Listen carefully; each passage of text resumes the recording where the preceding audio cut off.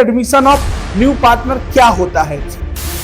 Retirement of partner और death of partner just like same होता है। Admission of new partner, death of old partner, retirement of old partner.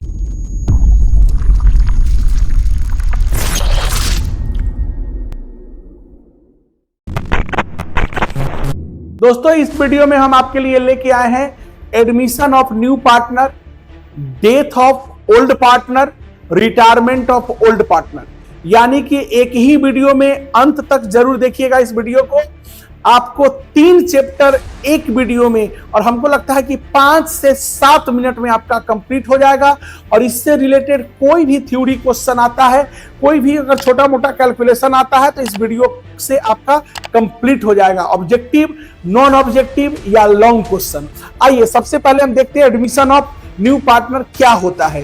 दोस्त आपको पता है कि कोई भी पार्टनरशिप फॉर्म में मान लो पहले से पार्टनर ए और बी है, सी अगर उसमें प्रवेश करता है तो सी को बोलते हैं हम एडमिशन ऑफ न्यू पार्टनर। अब सी जब भी आएगा तो ए और बी के मर्जी से आएगा। ऐसा नहीं है कि सी अगर एग्जिस्टिंग पार्टनर नहीं चाहेंगे, ओल्ड पार्टनर नहीं चाहेंगे तो सी प्रवेश नहीं करेगा। अब सी जब भी फॉर्म में आएगा तो उसका इफेक्ट, प्रभाव क्या पड़ेगा? तो पहला प्रभाव पड़ेगा कि नंबर ऑफ मेंबर की संख्या क्या हो जाएगी, बढ़ जाएगी। अब सी आएगा तो खाली हाथ तो लेके नहीं आएगा, खाली हाथ तो सॉरी नहीं आएगा, वो क्या आएगा, कैपिटल के रूप में पैसा लेके आएगा। तो जब भी पैसा लेके आएगा तो उसको कैपिटल बोलेंगे। कभी कभी क्या होता है कि नया पार्टनर जब आता है तो प्रॉफिट में उसको शेयरिंग चाहिए, तो यहाँ पे तो क्या करता है, गुडविल लेके आता है, या गुडविल के बदले में वो पैसा देता है, जिसको हम बोलते हैं प्रीमियम फॉर गुडविल। अब उसमें क्या होता है, इसका जनरल एंट्री भी आप देखते जाइए, अच्छा रहेगा। जब भी नया पार्टनर कैपिटल या प्रीमियम फॉर गुडविल लेके आता है उसको ओल्ड पार्टनर आपस में मिलकर सेक्रीफाइसिंग रेशियो में बांट लेते हैं। सेक्रीफाइसिंग रेशियो कैसे निकलता है, ओल्ड रेशियो में से न्यू रेशियो को घटाने के बाद अगर आंसर प्लस में आता है तो सेक्रीफाइसिंग, माइनस में आता है तो गेन बोलते हैं उसको। अब इसका जनरल एंट्री क्या होगा, कैश अकाउंट डेबिट टू, मान लो सी लेके आ रहा है तो cash account debit to C capital to premium for goodwill. अब दूसरा एंट्री क्या होगा, premium for goodwill account debit to A capital to B capital.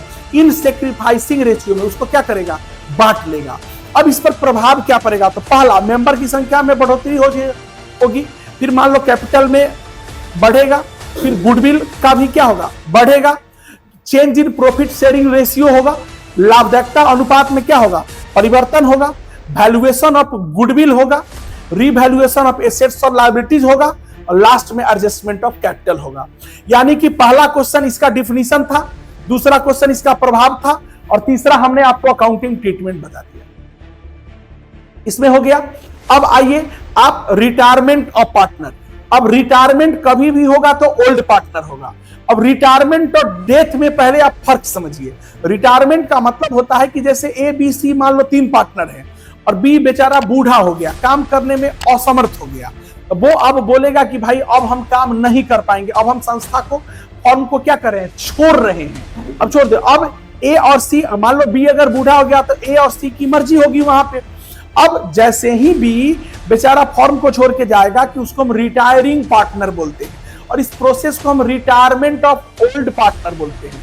अब जैसे ही रिटायर होगा वैसे ही अपने शेयर को वो दूसरे को देके जाएगा, मान लो कि जो पार्टनर रिमेनिंग है उसको देके जाएगा, तो इसमें गेनिंग रेशियो निकलता है। ओल्ड रेशियो में जो सेक्रीफाइस करेगा, जो देगा, एक्वायर को हम ऐड कर देते हैं तो फिर हमारा रिटायरमेंट निकल जाता है। अब इसका प्रभाव क्या पड़ता है, तो जो पार्टनर रिटायर हो गए उसको रिटायरिंग पार्टनर बोलेंगे, और इस प्रोसेस को रिटायरमेंट ऑफ पार्टनर बोलेंगे।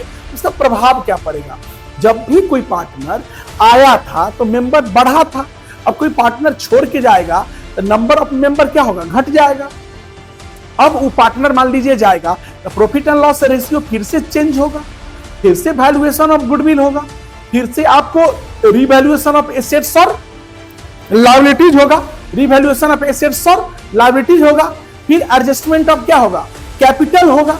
फिर उसके बाद क्या होगा कि मान लो अगर वो जाएगा तो अपना गुडविल भी तो लेके आया था, उसके बदले में वो प्रॉफिट लिया था, ठीक है, तो फिर वो अपना अगर गुडविल लेके जाएगा या कुछ दे के जाएगा तो फिर उसका ट्रीटमेंट हो जाएगा। अब आखिरी आता है आपका death of partner. Retirement of partner और death of partner just like same होता है। सेम कैसे होता है कि रिटायरमेंट में क्या होता है, कोई आदमी बूढ़ा हो गया, मान लो अपने खुशी अपने मर्जी से फॉर्म को छोड़ के चला गया, तो जो भी उसका शेयर होगा वो खुद लेके जाएगा।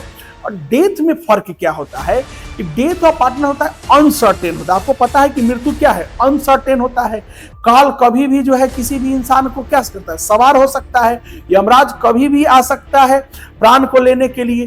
तो इस प्रकार से जो है मान लीजिए किसी पार्टनर की आकस्मिक डेथ हो गई, तो जिस दिन उसकी डेथ होगी, मान लो 15 फरवरी को पार्टनर मर गया, तो 15 फरवरी तक जितना भी प्रॉफिट होगा उसमें उसका शेयर प्रोपोर्शनेटली होगा।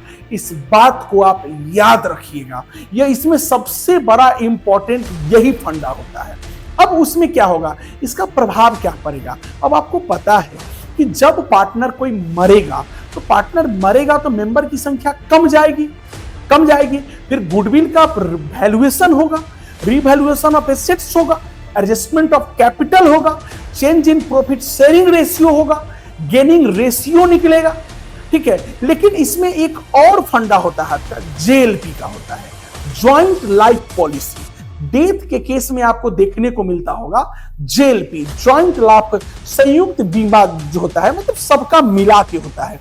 इसका प्रीमियम ना फॉर्म पे करती है, इसका पार्टनरशिप फॉर्म इसका प्रीमियम पे करती है, इसलिए सबका रिस्क कवर कर देता है। मान लीजिए किसी पार्टनर की अगर मृत्यु हो, उसका जो डिसीज पार्टनर यानी कि उसका जो वारिस होगा, जो उसके संपत्ति का हकदार होगा, वो क्या करेगा, इसका जो अपना शेयर होगा वो उसको प्राप्त करेगा।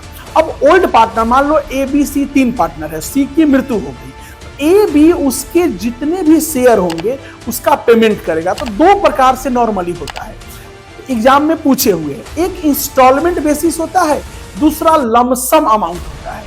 इस प्रकार से आपका जो है, अब जेएलपी में क्या होता है कि कोई पार्टनर अगर मर गया, तो ओल्ड पार्टनर जो बचे हुए हैं, जो पार्टनर ओल्ड जो बचे हुए हैं रिमेनिंग पार्टनर, वो जेएलपी पर क्लेम करते हैं, इंश्योरेंस कंपनी पर क्लेम करते हैं कि भाई मेरा पार्टनर मर गया। अब क्लेम करने के बाद पैसा उससे मिलता है, जिसको हम सरेंडर वैल्यू बोलते हैं।